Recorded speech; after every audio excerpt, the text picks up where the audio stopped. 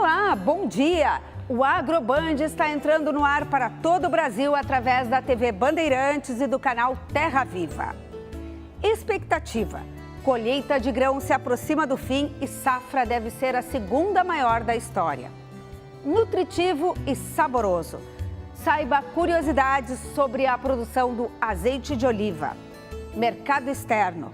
Brasil bate recorde na exportação de carne bovina no primeiro trimestre. E ainda, conheça o novo gestor do Parque Assis Brasil, sede da maior feira agropecuária da América Latina. Não sai daí que o AgroBand está só começando.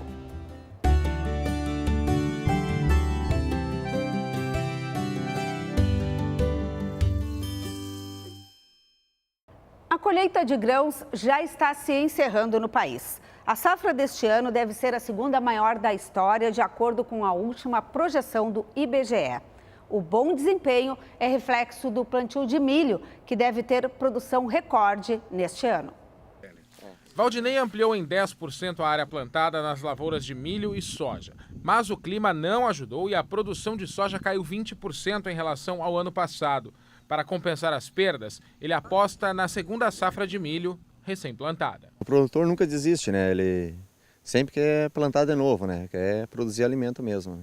E foi justamente a expectativa para a segunda safra de milho que contribuiu para elevar a projeção do IBGE em março para a colheita de grãos em 2019.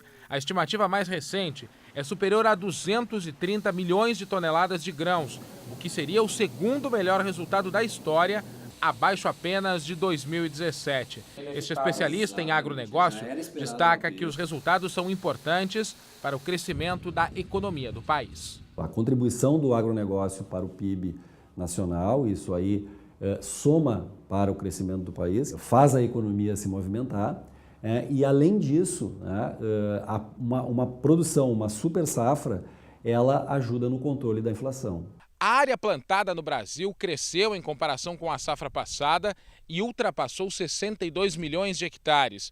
Entre os principais grãos produzidos no país, o milho foi o que mais ganhou espaço. A previsão para a segunda safra é de que sejam colhidas mais de 65 milhões de toneladas. Otimismo também em relação ao algodão. A projeção é de uma safra 12% maior em 2019. A soja, apesar do impacto do clima, ainda está no topo do ranking, com uma estimativa de 112 milhões de toneladas colhidas neste ano. As projeções do IBGE para o setor são divulgadas mensalmente e há a possibilidade de resultados ainda melhores. Pode ter uma melhora, né, se as condições climáticas esperadas apresentarem prognósticos ainda melhores do que a gente tem até aqui. É de olho na lavoura e no tempo que os produtores trabalham para aumentar a produtividade. Se não chover e não dá o clima certo, ou excesso de chuva também estraga, né? Prejudica bastante a produção, né? Nós vamos falar agora sobre um dos óleos comestíveis mais consumidos e antigos do mundo, o azeite de oliva. A produção no Brasil tem crescido nos últimos anos e em 2019 deve alcançar uma marca histórica, mais de 160 mil litros. E grande parte do produto é aqui, do Rio Grande do Sul. E é sobre isso que eu vou conversar agora com o engenheiro agrônomo e azeitólogo Emanuel de Costa. Bom dia, Emanuel. Bom dia, Lindemar. Emanuel, nossa mesa tá linda, tem azeite, tem azeitonas. Vamos contar um pouquinho então sobre essa produção. O que a azeitona gosta? Onde é que ela se adapta melhor? Por exemplo, que tipo de solo? É um solo mais ácido, por exemplo, ou estou errada? Não, então, a azeitona, a oliveira, ela é exótica no nosso ambiente. Então, a gente precisa buscar lugares que ela se adapte muito mais facilmente e se corrija essas dificuldades que ela tem de se adaptar aqui no nosso ambiente. Então, o solo tem que ser levemente alcalino, tá? Entre um pH de 6 a 6,5, e ela não gosta de solos com acidez. Então, a oliveira ela tem que ter solos corrigidos para se adaptar no nosso ambiente. E a temperatura mais adequada? A temperatura ela tem que ser 4 estações bem definidas. Então, no nosso ambiente no Rio Grande do Sul, temos essas 4 estações bem definidas e também tem que ter frio durante o inverno, um frio relativamente considerável, né? Em quanto tempo começa a produzir? A produção hoje, então, ela gira em torno do 3º ao 4º ano, mas a produção comercial, a gente fala em torno do 4º ano, já é uma produção comercial para se poder fazer um belo azeite de oliva. Quais são as características fundamentais, por exemplo, do azeite extra virgem?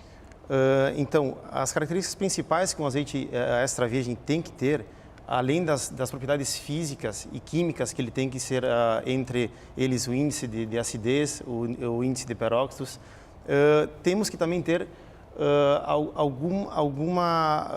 a gente fala, alguma característica que marque ele, seja ele com aromas, com amargor e com picância. Então, essas são as 3 características que o... Aroma, amargor e picância. E picância, exatamente. Depois a gente vai poder aqui ouvir... Daqui a pouquinho a gente vai degustar. Exatamente. Mas o que determina a acidez, por exemplo, de um azeite? É o processo de colheita, de processamento, de armazenamento? Exatamente. A acidez é toda a danificação que esse azeite sofreu.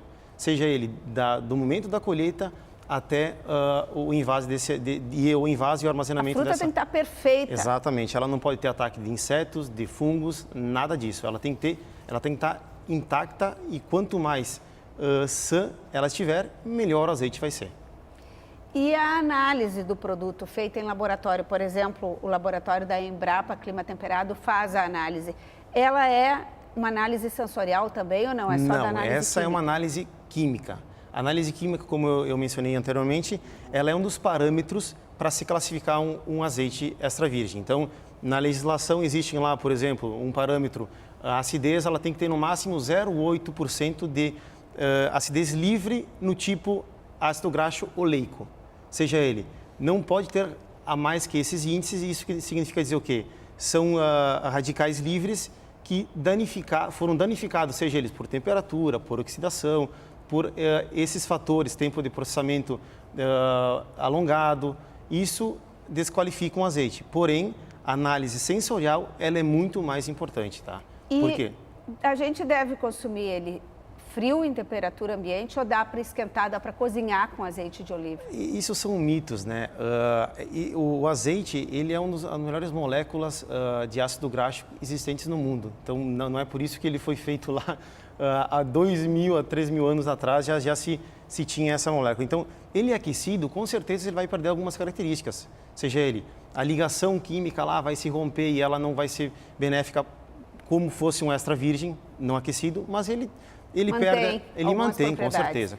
E como é que tu te transformaste num azeitólogo? Foste estudar fora? O que é essa atividade? Na verdade, é um nome que a gente dá para as pessoas que convivem com esse tipo São especialistas em azeite. Aprendem no dia a dia e se profissionalizam em relação a isso. Mas a gente vai buscar onde que realmente as pessoas entendem e são mais aptas a falar desse assunto. Exemplo, a Itália.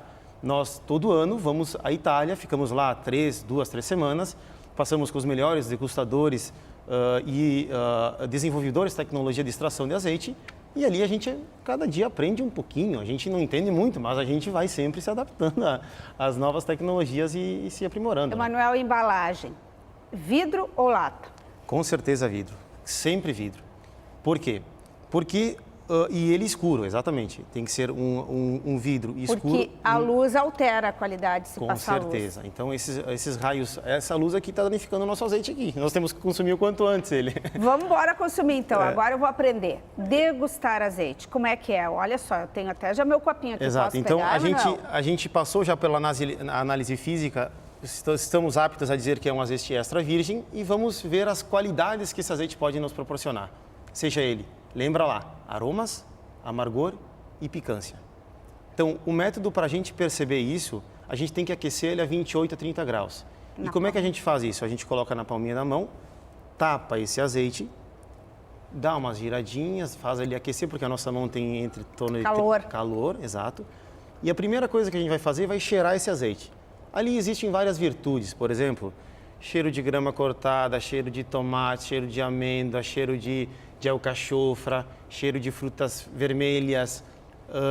Vai ser um azeite com aromas mais frescos ou mais maduros. Então, isso é de uma intensidade baixa ou alta. Então, isso, quando a gente vai colocar no nariz, a gente vai viajar no mundo dos aromas. Vamos lá, então. Então vamos lá.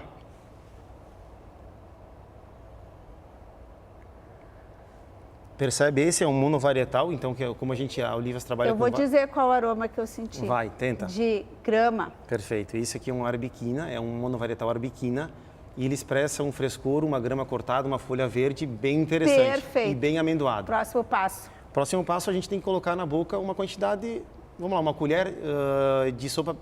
Um golinho. Um golinho. Pode ser? E depois a gente pulveriza bem e faz o estripado, que é... Passa nas duas para fazer o retrogosto, tá?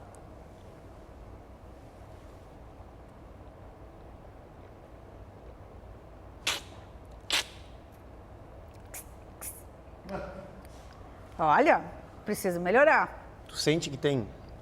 Sinto. O que tu sente? Ficou um óleo, mas manteve aqui, mais no lábio, um sabor Perfeito. na linha do que eu percebi de aroma. Então ele é pouco amargo, ele é pouco picante, porque o picante... Agora tá ficando mais picante. Exato, esse picante é a qualidade do azeite. É os polifenóis que a gente consegue tirar da fruta e transformar eles em azeite e colocar ele lá dentro, por causa que é uma partezinha bem pequenininha que tem na azeitona. Então esses polifenóis são os que dão a qualidade no azeite e a longevidade dele. Então, olha que delícia. Aprendi a degustar azeite aqui com o Emanuel para a gente fechar. Dica para comprar. A gente não pode degustar lá na hora de comprar. Exato. Tem que ser o mais jovem possível. Perfeito. Qual é o teor de acidez recomendado? Ele gira em torno de 0 a 0,8. Tá? Então, quanto menor for, melhor é. Porém, não é um parâmetro que... Existem azeites de 0,3, 0,4 que são excelentes. A gente vai em busca do quê? De um azeite jovem. Ele tem que ser brasileiro, obviamente, né? Porque a gente está no Brasil. claro, vamos lá. Produto nacional. E então esse azeite é fresco e ele é de alta qualidade, com certeza. Muito obrigada. Adorei. Eu conheci, então, um engenheiro agrônomo, mas um azeitólogo e aprendi a degustar. E se você é um apreciador de azeite, anote aí esta dica. O Instituto Brasileiro de Olivicultura e a Secretaria de Agricultura, Pecuária e Desenvolvimento Rural realizam neste sábado a Feira do Azeite Novo. O evento acontece a partir das 10 horas da manhã no pátio da Secretaria da Agricultura em Porto Alegre e vai apresentar azeites extra virgem da safra deste ano e novas marcas dos associados do Ibroliva. Nosso assunto agora é pecuária. As exportações de carne bovina bateram recorde nos 3 primeiros meses de 2019. Foi o melhor resultado em 12 anos. Entre janeiro e março, o Brasil exportou mais de 400 mil toneladas do produto, quantidade quase 3% maior do que no primeiro trimestre de 2018. Animados com o resultado, os frigoríficos brasileiros já buscam novos mercados. De acordo com a ABIEC, a associação que reúne os exportadores do produto, as vendas somaram mais de US$ 1,5 bilhão de dólares. A quantidade de carne vendida a outros países bateu recorde, mas o faturamento diminuiu. A redução foi de mais de 5% quando são consideradas as receitas em dólares, resultado da valorização da moeda norte-americana frente ao real.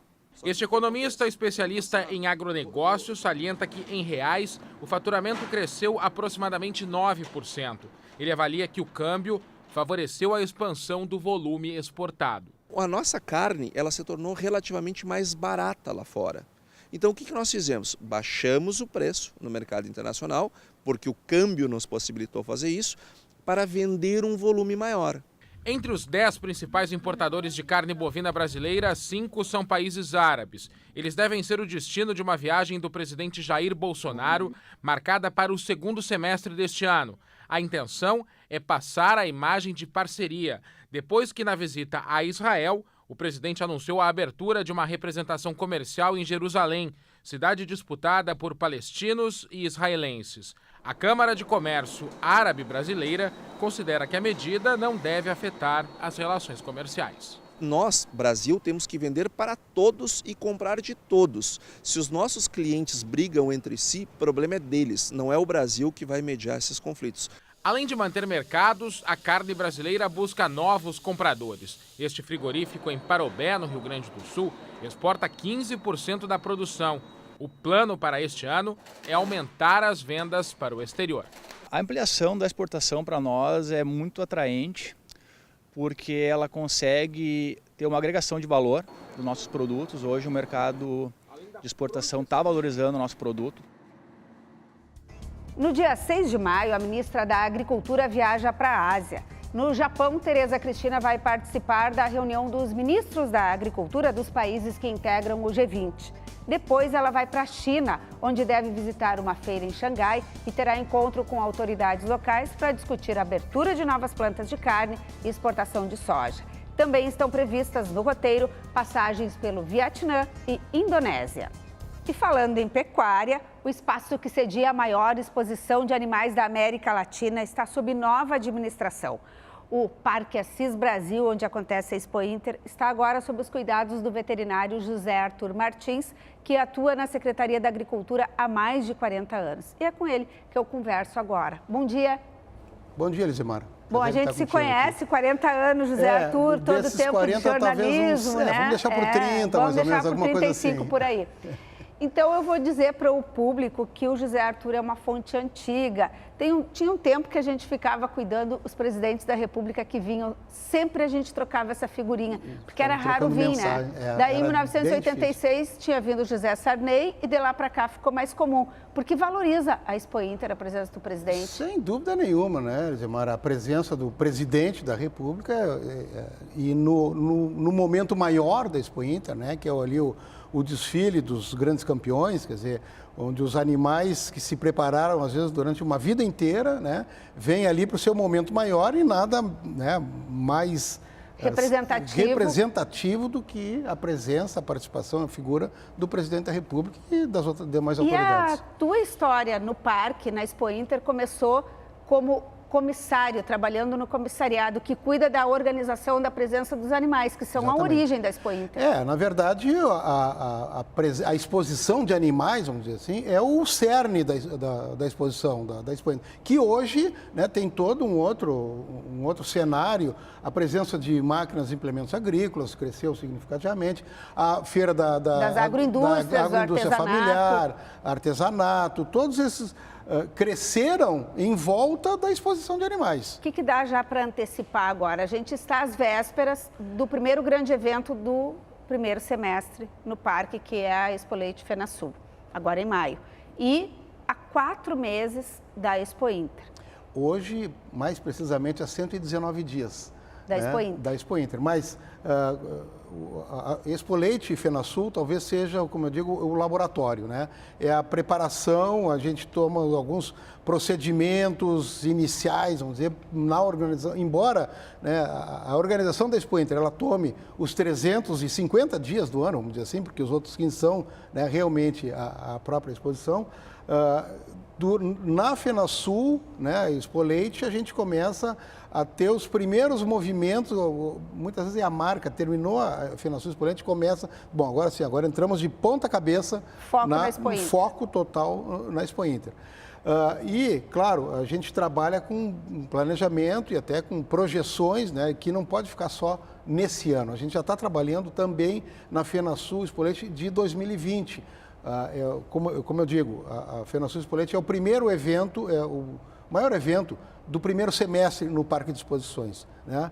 E a gente sente que ela está precisando crescer um pouco mais, né? Então a gente já está trabalhando para que o ano que vem a gente tenha uma maior presença, maior participação de mais associações de criadores, de mais entidades, né, de outros eventos que possam, porque a FenaSul ela é um evento guarda-chuva, vamos dizer assim, e que ocorre também a Expo Leite, ocorre a credenciadora do Freio de Ouro, um rodeio, né, um grande rodeio, inclusive 1.500 animais, provas de cavalo árabe, uma feira de empreendedorismo promovido pela Prefeitura de Esteio, vai estar presente também na FenaSul. Então, de 15 a 19 de maio, já é um ensaio, já é um convite laboratório também, e é um ensaio, uma preparação, né, como é que está a estrutura dos pavilhões, olha, os animais que já tiveram aqui, para o próximo. Então, é a preparação, não digo preparação final, mas a partir da FenaSul Expo Leite, né, a gente dispara com mais foco o processo Expo Inter. E a Expo Inter deste ano começa a marcar os 50 anos do Parque de Exposições Assis Brasil. Então, é uma data emblemática. É uma data bastante significativa, né?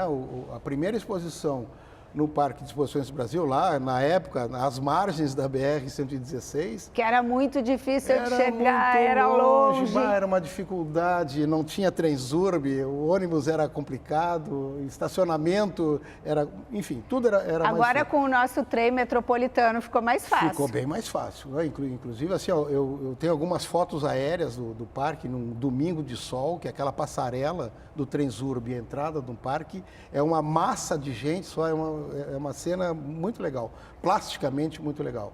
Mas, o que eu estava dizendo, o parque, né, o ano que vem ele completa 50 anos. E nesse ano de 2019 nós completamos a 50ª exposição a ser realizada no parque. Até porque a primeira foi em 1970, no Marco Zero, né, nós tivemos a primeira exposição. Então agora nós vamos estar abrindo, vamos dizer, as comemorações de meio século do Parque de Exposições do Brasil, e a gente pretende fazer, né, algumas comemorações, mas de qualquer maneira a gente já está organizando uma Expo Inter, como eu costumo dizer, que ela tem que ser melhor que a do ano passado, né, mas ela ainda vai ficar devendo para a Expo Inter do ano que vem. E com esse conhecimento todo, essa tua bagagem lá dentro do parque e de exposição, o que precisa melhorar, o que vai ter de novo agora na edição desse ano que vocês já estão pensando? A gente está pensando, primeira coisa, algumas atividades dentro do parque, elas têm que ser, às vezes, um pouco melhor definidas e, às vezes, melhor promovidas. Tu vês o seguinte, e tu sabe né, uma Expo Inter, ao longo da Expo Inter, nós temos por volta de 450 a 400 eventos dentro da Expo Inter. E, muitas vezes, alguns eventos importantíssimos, de alta significância, eles são mal divulgados, né, falta um pouco de Vai ter uma lista promovido. De prioridades? A gente quer eleger, não, é meio complicado, né, mas a gente pretende eleger alguns setores ou alguns focos, né, de eventos voltados, claro, não só para o agronegócio, mas principalmente para o agronegócio e agricultura familiar, né, máquinas e implementos, e tentar organizar uma agenda bem promovida, bem organizada, né, para que a gente possa dar o destaque, que muitas vezes coisas importantíssimas acontecem, e tu é testemunha disso, né? Muitas vezes tu é convidada para uma coletiva muitos de imprensa, convites ao mesmo tempo. Muitos convites ao mesmo tempo, e tu termina tendo que fazer uma escolha e, de repente, tu perde a divulgação de um trabalho importante, muito interessante. Então, a gente quer tentar organizar isso, claro, a parte disso, na minha opinião, talvez, né, muito viciadamente, a exposição de animais, que a gente quer dar um brilho maior, né, na questão dos julgamentos, nas questões da localização dos animais, as pistas de julgamento, né, os locais de leilão, enfim. Eu acho, e isso tem que ser, na minha opinião, eu vou tentar recuperar de uma maneira, né, melhor, vamos dizer assim, o brilho que os animais e os expositores Pode animais voltar a merecem. cerimônia aquela anterior, que a inauguração era lá no final, junto com o desfile dos grandes campeões, ou fica na abertura, ou vocês estão estudando?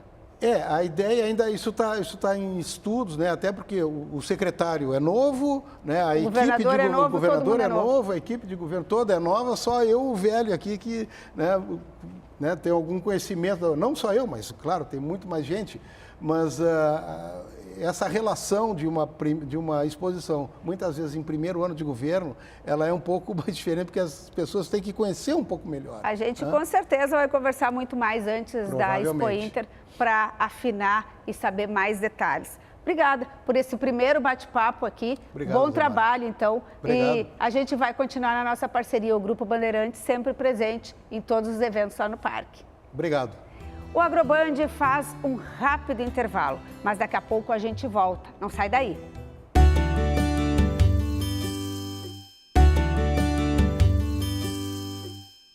Estamos de volta com o Agroband e com um lembrete importante para os pecuaristas. Na próxima semana terá início a primeira etapa da campanha de vacinação contra a febre aftosa no país. As doses serão aplicadas de 1º a 31 de maio. No Rio Grande do Sul, a Secretaria de Agricultura, Pecuária e Desenvolvimento Rural prevê imunizar cerca de 12 milhões e meio de animais em 300 mil propriedades, o que representa 90% do rebanho bovino e bubalino gaúcho. Uma novidade é que neste ano a dose da vacina passou de 5 para 2 ml e a composição do produto foi modificada para diminuir as reações nos animais. Está fora deste calendário Santa Catarina, o único estado livre da doença sem vacinação. E há ajustes especiais em algumas regiões, como Pantanal, Amapá e Ilha de Marajó. Bom, e agora eu vou contar para vocês um pouquinho por onde eu andava nesses últimos dias. Eu estou voltando de uma viagem ao sertão sergipano. Eu conheço agora os 6 biomas brasileiros: Pampa, Mata Atlântica, Pantanal, Amazônia, Cerrado e Caatinga. É muito importante para quem trabalha com o agro como eu saber as diferenças da produção em cada bioma desses. Viver no sertão é desafiador. Sergipe é o menor estado brasileiro, com 0,26% do território nacional. Produz cana-de-açúcar, frutas como caju e mangaba. Mas os destaques são quiabo e coco. Vi muitas roças de quiabo por lá. Canindé do São Francisco, a 213 quilômetros da capital Aracaju, é o maior produtor de quiabo irrigado. O estado é o segundo produtor brasileiro de coco.